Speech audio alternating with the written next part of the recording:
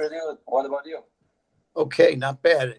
I had to. I'm in a hotel room in Zurich, and I couldn't get into the app. I had to upgrade my internet connection, so it took me a couple minutes to figure that out. So I am now on the highest internet connection I can get in Zurich, Switzerland. So good to say hello, guys. Hi, Kevin. Hey there. So, I'll start by just giving a little overview, and then I'm going to let you guys pitch from there. So I like to kind of introduce myself, because there's it's more than just us talking. We're live on the internet, and Pitch Investors Live is a new app here. I say new, it's been up and running now for many months, but we're excited to be able to offer anybody out there a chance to pitch investors, pitch myself. And I'm Kevin Harrington, one of the original sharks from the hit show Shark Tank, if anyone didn't know that. But that's cool to just say hello to everyone.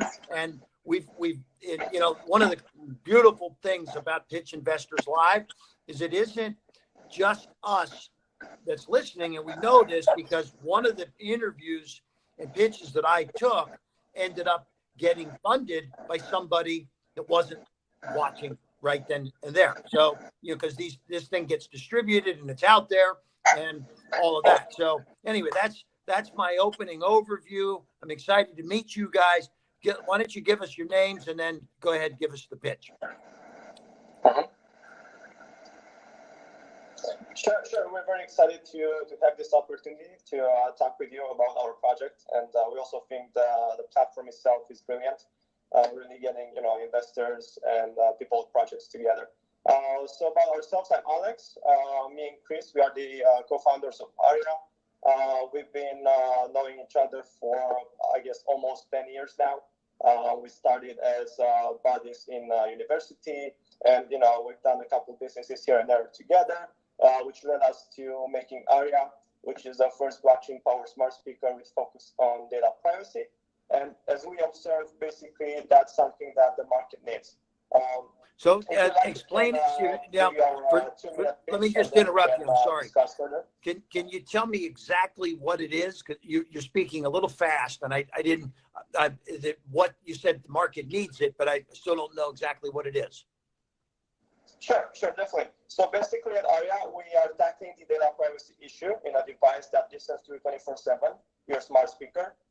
We do that by leveraging blockchain in a smart speaker that you can use just like you'd use an Amazon Echo, for example, but without feeling that you're being spied on or worrying that the device is going to leak your private conversations. Now, if you do want to share some information, such as search patterns, music preferences, or shopping lists, you will be rewarded with our own coins called Aryia coins. And if you want to earn even more, you can do that through our other rewards mechanisms. Now, with all these coins, you can just spend them back into Arya's ecosystem by purchasing custom voice skills from the decentralized marketplace, or you can just sell them through an exchange for Bitcoin, Ethereum, or anything else. And Chris has a bit more information about the current market situation as well. Sure. So, as always, I'm Christian. And I will talk a little bit about the whole smart speaker market, and I will focus on North America, so Canada and United States alone, because this is the biggest player right now. And the smart speaker market for this region is projected to grow more than 4 times in the next 5 years. So just to give you some numbers, Kevin, it's projected to go from 2.8 billion in 2018 to 11.7 billion by 2023. So that's why it's a great opportunity to enter the market at this time, because it's an exponentially growing market. And as far as our target customers go, we are focusing on existing smart speaker users, as well as blockchain enthusiasts or people who haven't really used any existing AI solutions because they were concerned about their data privacy. And they have reasons to be concerned. You're probably aware about, of course, the most popular scandal is Cambridge Analytica. But we can go into more details, like Amazon Echo devices leaking some private conversations that were not even supposed to be recorded. So all of these scandals put together, they are showing a real need of data privacy in this sector. And I want to mention even more recently, I think it was last week, Apple actually acquired Silk Labs, which is a private AI company, which shows again that the trend in the AI market, in the smart speaker market, is moving towards more privacy. So of course that's what we're trying to do here, especially with blockchain. So we're answering a concern that most people have when they're buying a smart speaker. Like, is this thing going to send everything I say to a random data hub, or who's really going to have access to my private information? So we're trying to remove this anxiety and invite even more capital to this growing market. And this is pretty much our vision at Aryia. So what do you think about it? Okay, so it sounds, I love when an industry is going to go times 400%. So that's very exciting. But the industry as in a whole has great future. Let's get to the specifics of your business. What is the average sale that let's talk about revenues, and are there any revenues yet, or when will there be revenues, and what are they buying, and how does it work? Yes, certainly. So right now we are in prototype phase. We have been bootstrapping the project all along. And with our own funds, we managed to build out the functional prototype that people can touch. They can see how it works. We also have a more detailed video on that. Unfortunately, we haven't secured enough funds for us to go into production. So I guess that's the purpose of our call today and our pitch to secure some funds that can propel our business further and get the production line starting. It's basically sort of a hybrid project. So we are also utilizing the blockchain aspect into the project, as I said. And for that, we are going to be launching a token generation event. So people can actually get their hands on our tokens, which can later be utilized in the system. So that's going to be also a secondary way of raising capital for the business. Okay. What will that product sell for? The product sell price point is going to be $89 for the base version. Okay. And then does it have, tell me about like the software and the access to, the internet and things. How does all that work? Sure. So it's basically going to be able to connect to the internet at all times through Wi-Fi. We also envision Bluetooth compatibility as well. And as I said, we're not trying to make the product itself. We're trying to kind of make it in a way that people can use it just like they would use an Amazon Echo. So for that purpose alone, we're going to be using API integrations as well, so that people can use their favorite apps on the smart speaker. Okay, good. And so your pre-revenue at this stage, because you've got the design of the product. Do you have a manufacturer lined up for it? Yes, we do have connections with manufacturing in Shenzhen. We also, that's where we got our prototype from. It was built out in Shenzhen and sent to Christian's address in the United States. We also talked with them about the production line. Everything is pretty much secured at onset. We just have to, transfer them some funds. They'll push the green button, and production is going to start. So, but I just want to mention that even though we have everything lined up, we are anticipating that we will start mass production and delivery actually towards the end of 2019, because we still need some time to, of course, develop our software, which is not only AI, but it's also blockchain. So we're kind of combining AI and blockchain into the same product. And we want to make sure that everything is running perfectly before launching to public, so we don't have to recall 100,000 units and have crazy costs afterwards. Gotcha. And so how many other competitors to the Echo are out in the market at this point? I can give you the numbers. So right now, Amazon is of course leading the smart speaker market with about 60%, at least here in US and Canada, where we're focusing also. And then it's followed by Google with Google Home. And the last one, it's Amazon. It's Apple with Apple HomePod. And of course, it's about 5% of the market, which is owned by small companies. But of course, this is a growing market, and there is room for competition, especially when the big players are making huge mistakes in terms of data privacy. Okay. Does Amazon sell the Echo in their foreign markets currently? Like, I know they got a big presence in Europe and Asia. They're they're launching in India. Does the Echo, is it translated into the local languages in their other markets? Yes. So Echo is sold in other markets and is getting translated. We're also trying to target a lower cost version of the smart speaker in Latin America, so for South America, because that market hasn't been targeted at all by any of our competitors, and by making it a low cost version. So I'm not sure if you're familiar with what Google used to do, like I think about a year ago. They made some kind of do-it-yourself version of the smart speaker. So they were selling you a cardboard, a speaker, and like a motherboard, and you're just connecting them, and it was like about $35 or so. So it was super affordable, and you could connect. You could have the same use case as you would have with a Google Home device. So we're trying to do something like that, but for Latin America. And regarding the languages, of course, we will be able to translate it in German, in Spanish, and a few other languages if we need to. But we're trying to take it one step at a time. So what's proven to work, it's US and Canada for now. So that's why we're trying to focus here. Right, gotcha. What kind of cost of goods are you going to have on the $89 item that you sell? We're looking at around $35 for that, which we think it's a good proportion, and we also want to reserve another $15 to $20 for marketing, basically how much it's going to cost us to sell a product. Okay. And so walk me through the big picture of this business. I mean, what is... Because okay, so if you're selling something for $89, costs you $35, you're going to have a marketing cost to sell it. Maybe you'll make some money there. Maybe you won't.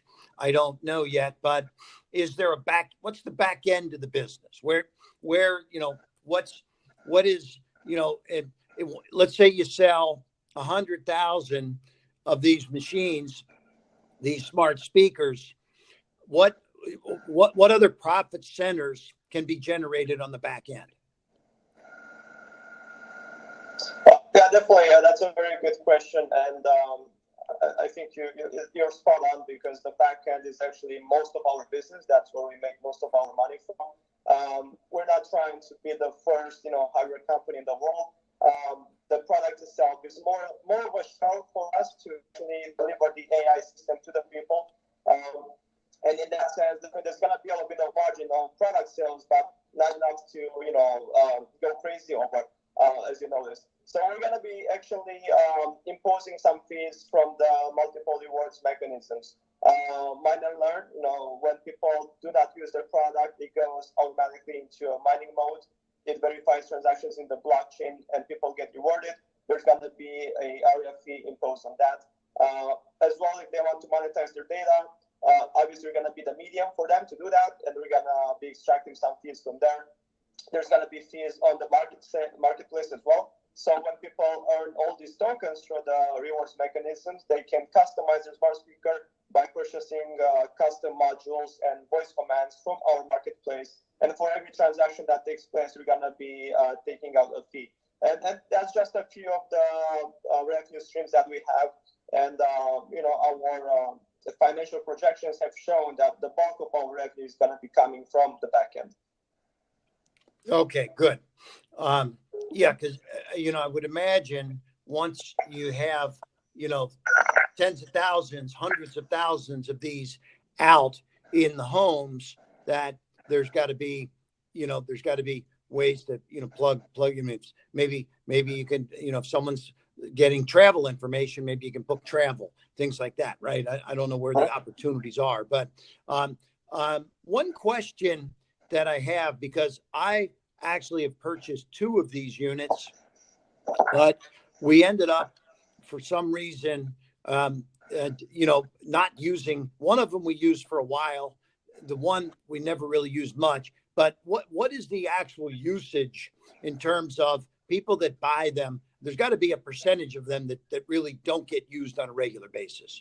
Do you know anything about that? I can give you some info on that. So most of the people, of course, that are purchasing the smart speakers, they're using them mostly for music. So about 95% of them are used for music. And you mentioned online shopping. So actually, about 40% of people who are buying smart speakers, and I'm talking general, so Amazon, Apple, or Google, it doesn't really matter. So about 40% of them are shopping online with their smart speakers. So exactly like you said, like, hey, Alexa, find me the cheapest flight from Miami to Washington, D.C. on Friday. And then you can purchase the flight ticket actually through the smart speaker. So this is super useful because it's you don't have to type anything, you don't have to do anything. So people are using them for music. They're using them to get directions. They're using them to get their traffic data towards work, to get information and recipes from the internet, and of course to shop online. So that's why we're actually focusing on getting all this data and allowing people to choose whether they decide to give us, to share with us this data or not, because their data is super valuable. And so far, they've been sharing it for free with all these big players. So with us, they have the choice. Okay, so I do provide this whole data. Now, why don't I get it monetized? And this is why we actually ran some market surveys to see how people will decide. Like, if we give them these 2 options, will they actually keep all the data private, or will they share it with us? And about 70% of them actually chose to monetize their data. So when they heard, wow, so I can actually make money with this thing. Okay, yeah, sure. Just take the data, give me the money. So gotcha. This is kind of how everything works in the background. Okay. So tell me what, about on the privacy side, and this is probably my last question, and we've got to wrap up, but tell me why there's more privacy on this unit, the unit you're building, versus an Echo. This is why we're utilizing blockchain, and I've seen that you're involved in quite a few blockchain projects. So I'm pretty sure you're familiar with this whole topic and how everything works. Yes. So blockchain is of course well known for transparency. So everything can be traced on the blockchain, but in the same time for privacy, because you cannot see real data, you can just see the transaction ID. So all the information is encrypted. So the flow of information is this way. Everything. Of course, let's say that you as a user will decide to share your data with us. So if you talk to your smart speaker and decide to purchase a flight ticket through your smart speaker, then we have an information that you are interested in the travel category, in the flight ticket, and then we have the arrival information, so the departure and the arrival information. So all this information gets sent to an advertiser, but it's not sent like raw data. Everything is encrypted. And it's sent to a blockchain, to blockchain nodes. So everything is stored on the blockchain. And the advertisers, they cannot see that, oh, hey, this information comes from Kevin, because all of the data is depersonalized. So all the leaks and all the hacks have been done so far to databases, and no hacks have been done to blockchain itself. And this is why we're actually targeting, we're focusing on storing all the information on blockchain. And we have actually an established partner, which is called Datum. They're in the business for, I think, a couple of years now. And Datum is actually our partner in terms of storage nodes, decentralized storage nodes. Okay. All right. Gotcha. Okay. So how much money are you guys looking to raise at this point? And do you have is it an equity deal you're looking for? What kind of terms are you looking for? Yes, we have a hybrid deal for our seed round. So right now we're looking to raise $600,000 in US dollars for 20% equity and also $1.2 million in tokens, which are subjected to 12 months lockup, just so we prevent any kind of harm, to be done to our tokens. Okay, so but 600 grand for 20% plus some more for tokens. Okay, all right, good. So you have a business plan that you put together. What do you have in full depth that you could send on to me? Love to see what the whole plan looks like. Sure. We have a 98-page white paper. Okay. It is all right. In super detail. I got a lot of flying coming up, so I may be able to even read that. Okay. Yeah. And where are you based? Canada? I'm depressed right now myself. Mission is in the United States on the East Coast. We also are planning to obviously get together in the near future and open our office during Christmas or another position where we're going to be having employees coming into the workplace. We have better control of everything. Okay, great. So thank you guys. I appreciate you making this pitch, and this will be going out hopefully to thousands of people around the world, many investors, and I think you're I'll say some good stuff, and then I'll tell you the tough stuff. The good news is I think you're in a good category of blockchain, smart speaker kind of thing, and that it's obviously it's an industry that's going to, as you mentioned, it's going to quadruple over the next few years. So hopefully you're at the right place at the right time. Now, having said that, you're also going after companies like Google and Amazon that are probably going to be the major part of that growth. So this makes it a little challenging in terms of who your competitors are. So I lost you, and I'm not getting any more, but I think it's time to say goodbye. So thank you. I look forward to getting the full presentation back in the near future. Thank you, guys.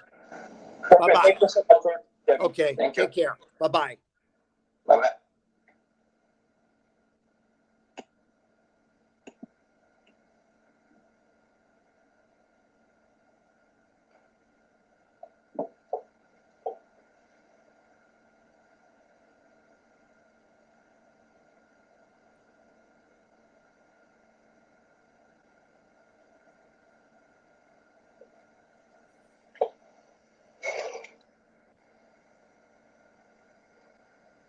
Să păstrezi.